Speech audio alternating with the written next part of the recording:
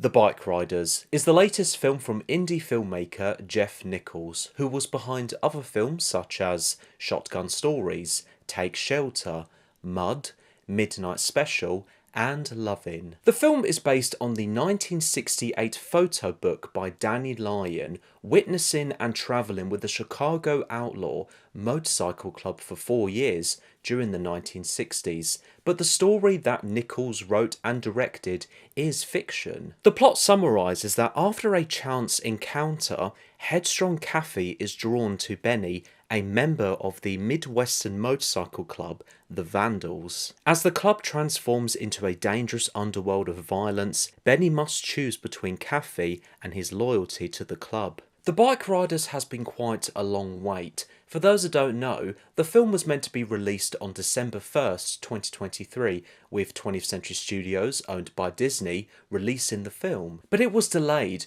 due to the SAG-AFTRA strike. Ultimately though, Focus Features, owned by Universal Pictures, acquired the rights and set it to be released for this June. And here we are 6 months later with a longer wait than expected, but I've got to say though, I found The Bikeriders to be a solid watch. The film has a stacked cast with excellent performances. Austin Butler as Benny shows a lot of charisma and reservedness. Jodie Comer as Kathy, who I thought was the standout in this film, shows a lot of confidence and energy in her performance, who also has a lot of believable knowledge of discussing whom the Vandals are based on her experience. Being interviewed with Mike Faced, who plays as Danny Lyon, and you may recognise him, who was recently in the brilliant Challengers. There is no surprise by now that Tom frickin' Hardy cannot disappoint an audience, and I'm not including the Venom films,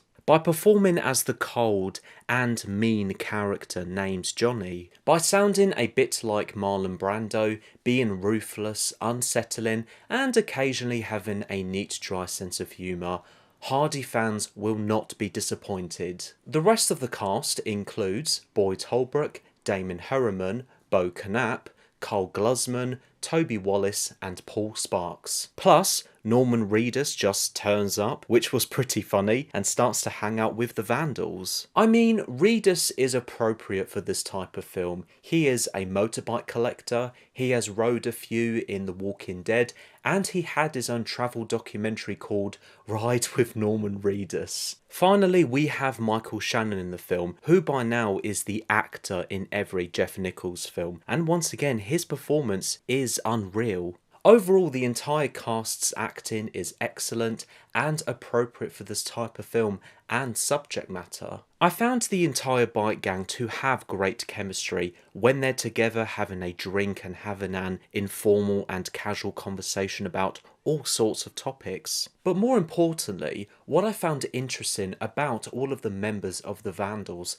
was their fascinating backgrounds and about why they become who they are, based on them all being outsiders and lost souls to society. This is why I felt The Bikeriders to be a solid piece of filmmaking. It's a slow burn, mature and humanisation insight into a motorbike gang. Not just being about an action crime film, but more as a crime, drama and character-driven film. I wanted to mention that it is best that you do not go in expecting a lot of action.